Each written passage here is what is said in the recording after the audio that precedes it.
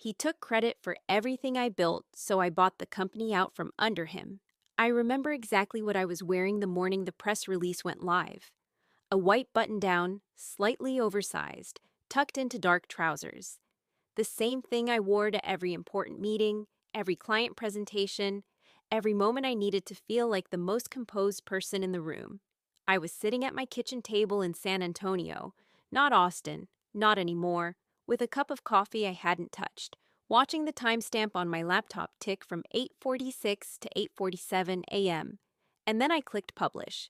The press release announced the acquisition of Linden and Cole Creative, a boutique brand consultancy with 17 Fortune 500 clients, $4.2 million in annual revenue, and a reputation that had taken nearly a decade to build. The acquiring party was listed as Nadia Reyes, the name on the original incorporation documents. 9 years earlier, also Nadia Reyes, the man who had spent 3 years telling conference rooms and cocktail hours and industry panels that he had built Linden and Cole from nothing. He read that press release from the front seat of a black Audi SUV, parked in the underground garage of a building his keycard no longer opened. His name appeared exactly once in the document, in the buyout disclosure, at a price he had been very glad to accept. I closed the laptop. I picked up the coffee.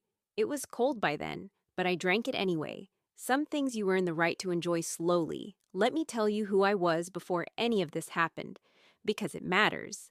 I grew up in Laredo, Texas, the second of 4 kids, in a house that always smelled like coffee and whatever my mother was cooking, usually something with epizot, that sharp herbal smell that I still associate with safety. My father ran a small print shop on Guadalupe Street. Nothing glamorous, commercial printing, signage, local business cards. But watching him run that shop taught me something that took me years to properly name, that the person who does the work and the person who gets the credit are not always the same person. And that gap, that space between doing and being seen, is where a lot of injustice quietly lives. I didn't go to business school. I have a bachelor's degree in communications from UT San Antonio and a minor in graphic design that I picked up almost by accident. What I had coming out of college was an eye, an instinctive sense for why some brands feel trustworthy and others feel hollow, why certain visual languages open people up and others close them down. I couldn't always explain it in academic terms, but I could feel it the way some people feel music.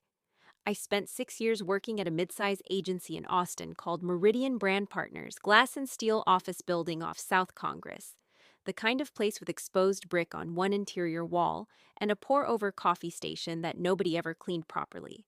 I started as a junior strategist and worked my way up, not because I was loud or political or particularly good at the quarterly retreats where everyone was supposed to share their personal brand vision, because I was good at the work. Genuinely, quietly, relentlessly good at it. By year 5, I was running strategy on our 3 largest accounts.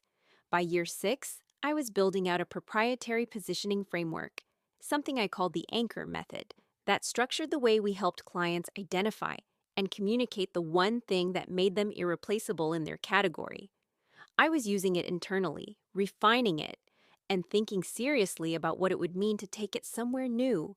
That's when I met Marcus Cole. The night I met Marcus, I almost left early. It was one of those networking events that every mid-career professional in Austin gets invited to once a month. A mixer at a renovated event space in East Austin. Exposed wood beams, Edison bulbs, craft beer in plastic cups. The kind of event where everyone is pretending to have fun while actually scanning the room for the most useful person they haven't spoken to yet. I had already given out 3 business cards and had a conversation about programmatic advertising that left me deeply tired, and I was mentally calculating whether I could get to my car in the next 10 minutes without being rude. Marcus was talking to a group of 4 people near the bar when I first noticed him.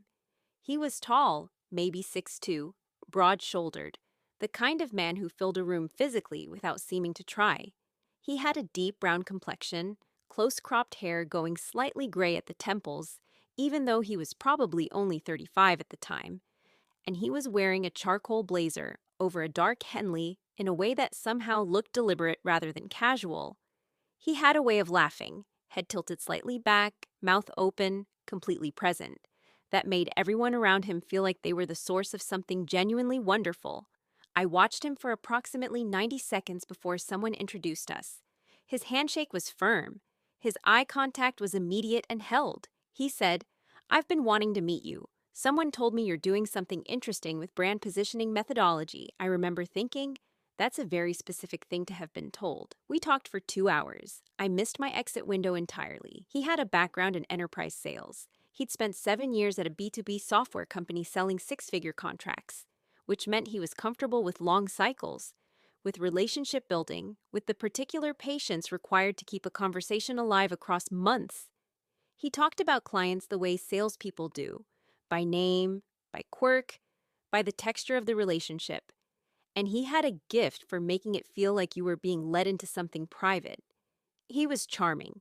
I want to be honest about that, because I think people sometimes expect that the antagonist of a story like this is obviously suspicious from the beginning. Marcus wasn't. He was compelling.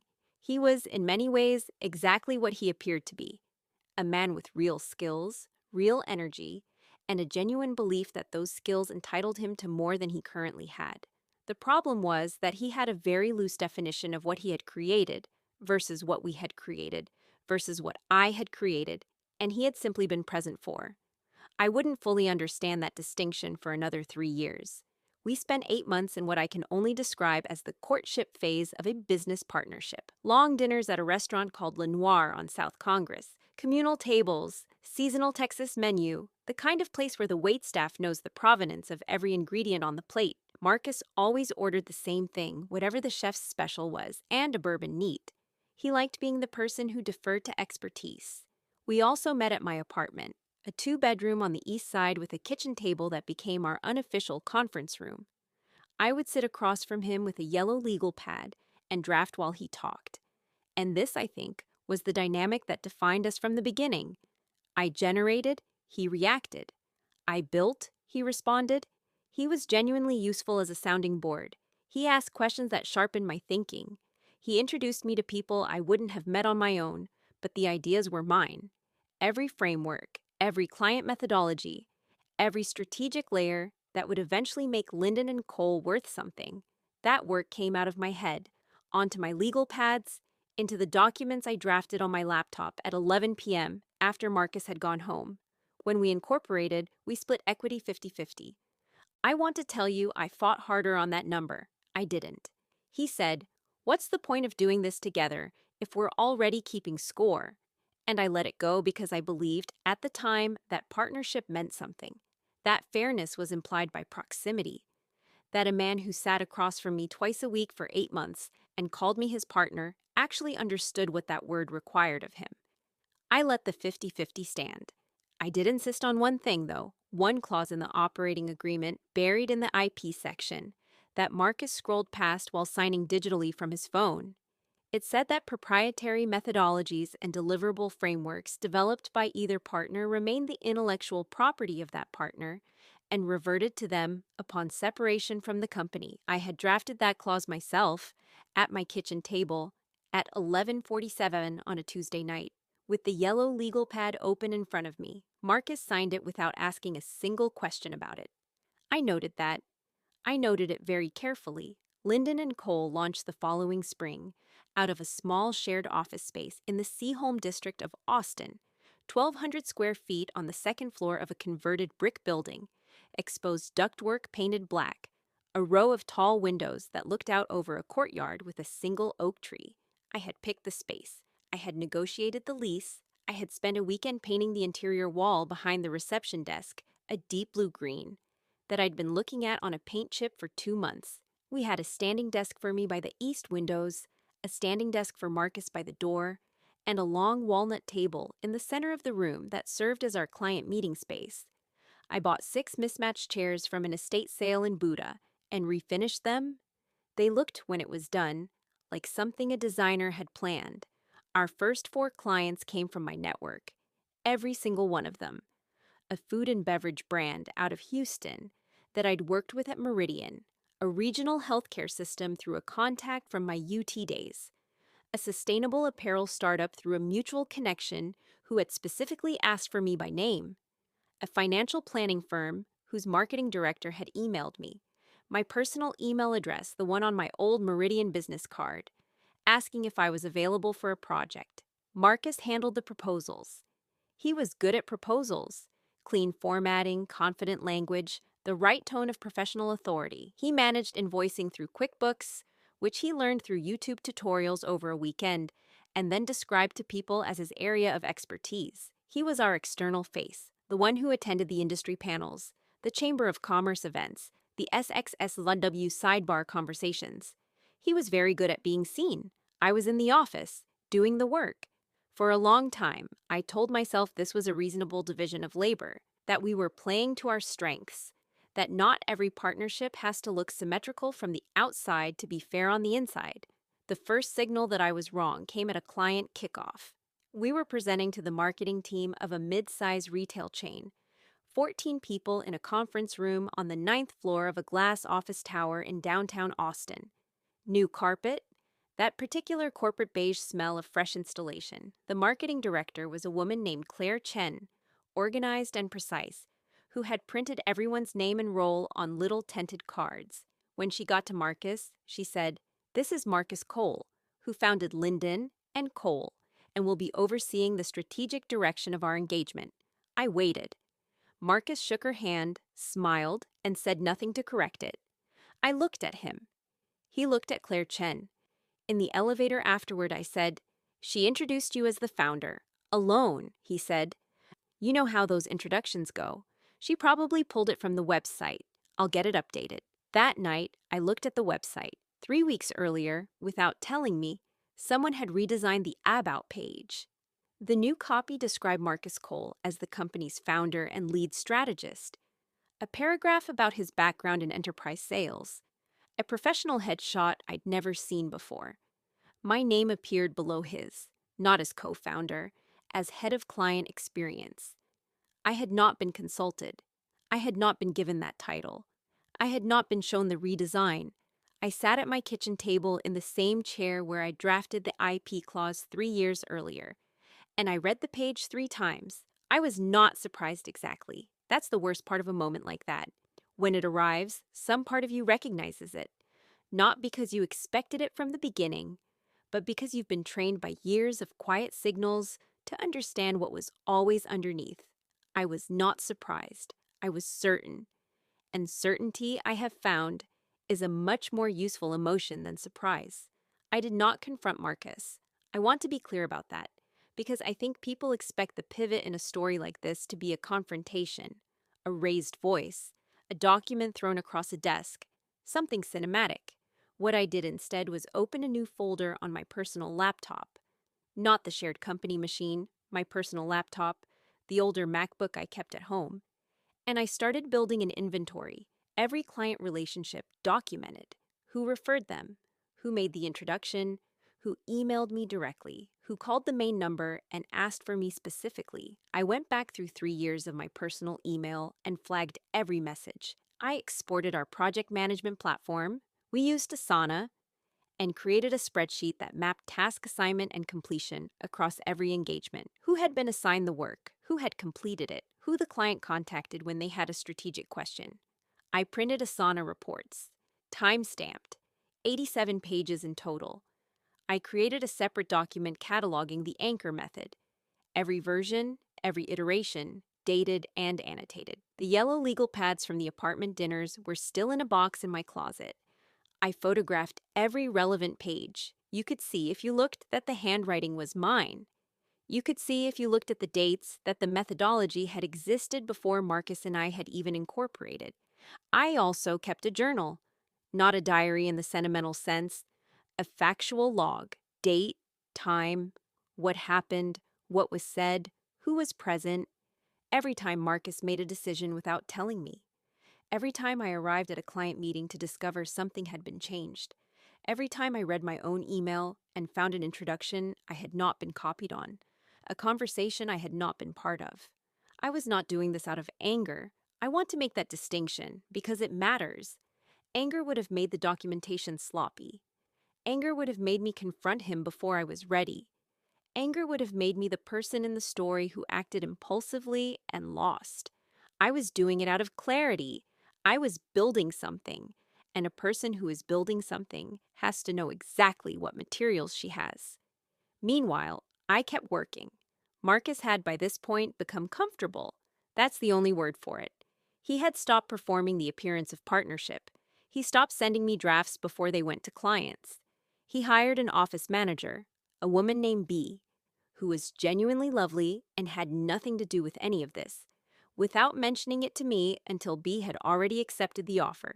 He restructured our service packages, changed the pricing and the scope of deliverables, and sent the updated materials to existing clients before I had seen a single revised line. He began signing client contracts alone. I had always done the client strategy sessions, the deep dive workshops where we sat with a client's leadership team for a full day and mapped their brand architecture. I had run every single one of those sessions for 3 years. Marcus attended some of them. He was good at reading the room, at making clients feel heard, at the social management that kept a long engagement comfortable. But when clients asked the questions that required actual answers, they turned to me.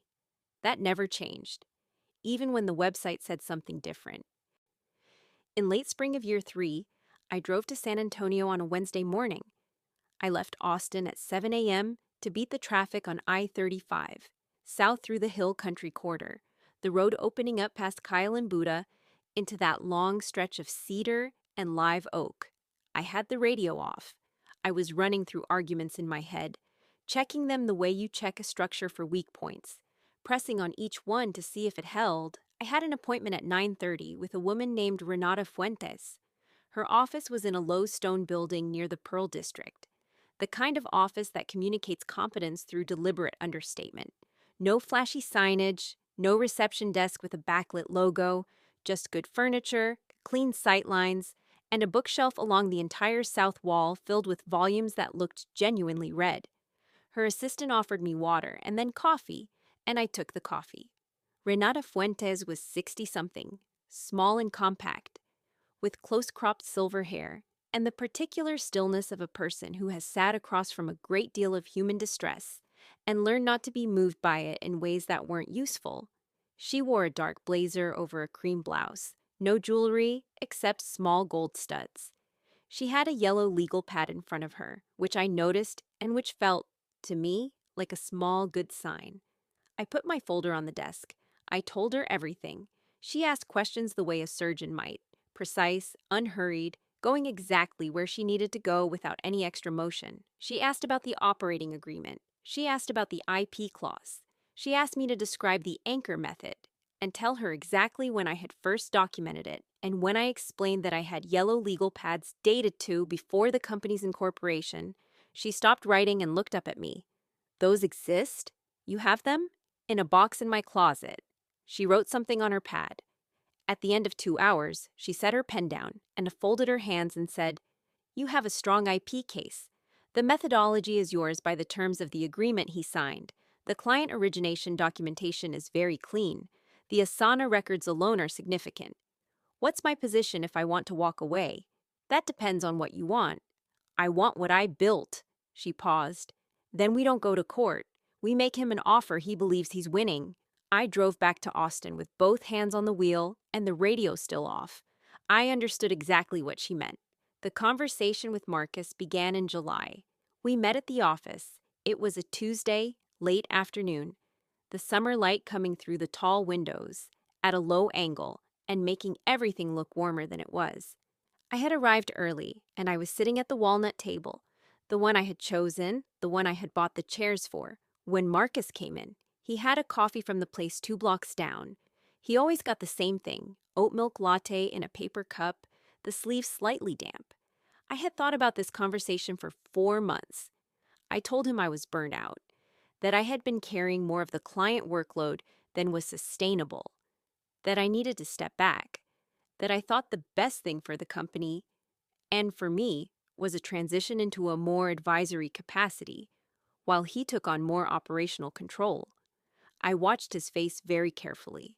There is a thing that happens to people when they receive news they have been hoping for and trying not to want too obviously. A micro-movement?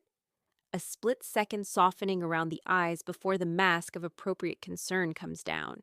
Marcus was good at social performance, But he was not perfect. I saw it. He said all the right things. He expressed concern. He said we should think through this carefully. He asked if I was okay. I said I was fine. I just needed a change. I told him I was willing to sell my equity back to the company at fair market value, and I named a number. It was correct by every reasonable measure. Not a gift, not an insult. The honest number, the number I could defend, the number that would be hard to argue with and easy to say yes to. He agreed in 48 hours. I was not surprised. He believed he was getting the company. He believed that what he was buying was the brand, the client relationships, the reputation, all of it. He believed this because he had spent 3 years telling himself a story in which he was the one those things belonged to. He had never taken the time to read the operating agreement carefully enough to understand what the IP clause meant. He had never taken the time because he had never imagined he would need to. People who underestimate others tend to underestimate in both directions. The buyout closed on a Friday afternoon in a conference room at a title company in North Austin. Low ceilings, fluorescent lighting, a plastic plant in the corner that had fooled me for a moment when I walked in. There was a notary named Gerald who smelled faintly of pine-scented soap and who narrated every signature in a low, official murmur. Marcus and I sat across from each other, at a table barely wide enough for the paperwork. He was in a good mood. He shook my hand afterward with both of his. I thanked him. I meant it, actually, though not for the reasons he assumed. I drove home. I ordered Thai food. I slept 8 hours straight for the first time in, I couldn't tell you how long. On Monday, I registered a new entity, Reyes Strategy Group. The office I leased was in San Antonio, a floor of a restored Victorian building in Southtown, high ceilings and original hardwood floors, and windows that looked out over South Alamo Street. I had a wall painted the same deep blue-green as the one in the Austin office. Not because I was sentimental, because I knew the color worked. I began reaching out to clients, not soliciting. That distinction matters legally, and also, it wasn't necessary. These were people I had worked with for years, people who had emailed my personal address when they had questions too sensitive for the official channels, people who had sent me thank you notes when engagements went well, actual handwritten notes, which I had kept in a file folder in my desk drawer. I reached out personally, warmly, without urgency. I told them I had moved on, I was building something new, and I would love to continue working together if that made sense for them. 11 of the 17 Fortune 500 clients followed me within 90 days. I did not pursue the other 6. I simply opened my email every morning and did excellent work for the 11 I had. And I let the remaining 6 make their own calculations. They came within 6 months. What happened to Linden and Cole after I left is not something I observed directly. I know it through the industry, through the people who called me, or emailed, or mentioned it at conferences in the particular careful way people mention a building that has been condemned, not gleefully exactly, but with the quiet gravity of something inevitable. Without the anchor method, the work changed. The client deliverables that Linden and Cole had been known for, the ones that had made them worth $4.2 million in annual revenue, could not be replicated at the same quality. The methodology was mine. I had taken it with me, legally and completely, as the operating agreement had always said I could. The 2 junior strategists Marcus had hired both left within 6 weeks of my departure. I hadn't recruited them. They came to me separately, asking if there was space at Reyes Strategy Group. I hired both. They were good people, and they had learned the anchor method working alongside me. They deserved to keep doing the work they were good at. Marcus's client retention in the first quarter after I left was, by all accounts, not strong. By the third quarter, Linden and Cole had lost its 4 largest contracts. By the following spring, Marcus had let the Austin office go. I heard later that the walnut table and the mismatched chairs were sold through a Facebook marketplace listing. Someone sent me a screenshot of it as a joke, not unkindly. I did not find it funny exactly, but I understood why someone might. In November, the business went to market with a broker. I know this because Renata Fuentes was watching for it. She called me on a Thursday morning, unhurried, simply, "It's listed," I said. "Send an offer." She did. Marcus accepted. The press release went out on a Tuesday morning at 8:47 a.m. I had written it myself. It was 2 paragraphs, clean, factual, no embellishment. It announced the acquisition of Linden and Cole Creative by Reyes Strategy Group. It noted that Linden and Cole would be fully merged into Reyes Strategy Group, effective immediately. It referred to me as the founding architect of both entities. I had deliberated over that phrase for longer than I want to admit. Founding architect. Not because I needed the validation, but because it was accurate. And accuracy, I have found, is a form of power that people underestimate. Marcus was in a parking garage when he read it. I know this because his response to me, the only direct communication I received from him, referenced being in his car. He sent a text. 5 sentences. The first was about the announcement. The last was something about how he thought we had both moved on. I read it. I saved it to my documentation folder. I did not respond. Here's what I want you to take from this, because I've spent a long time thinking about what the real lesson is. It's not about revenge. That word implies that the point was to harm him. The point was never to harm him. The point was to understand, very precisely, what I had built, to document it, to own it, legally, completely, on paper, in a clause he had signed and never bothered to read. The point was to understand that a man who spent 3 years trying to erase my name from the thing I had built could only do so in the places where the name was decorative. He couldn't touch the places where the thing itself lived. The methodology, the relationships, the trust that clients had placed in me specifically. Those were never on the website. Those were never in his power to take. He erased my name from the About page. I rebuilt the company under my own. Marcus Cole spent 3 years learning the wrong lesson from working alongside me. He learned that proximity to a good idea is the same as authorship. That being in the room when someone thinks is the same as thinking. That a name on a website is the same as a thing being yours. I had learned something different. I had learned it in my father's print shop on Guadalupe Street when I was 9 years old, watching him run jobs for clients who sometimes forgot to say thank you, sometimes forgot his name on the invoice, sometimes sent their assistants to pick up orders rather than come themselves. He never seemed bothered by it. I asked him once why. He looked at me for a moment, and then he gestured at the press, the big commercial machine that took up half the shop floor, that smelled of ink and heat and something metallic underneath. He said, "Because I know how it works." They don't. I've thought about that my whole life. I know how it works. Marcus never did. The press release is still live if you know where to find it. Reyes Strategy Group has 19 Fortune 500 clients now, 2 more than Linden and Cole ever had. Some things write themselves.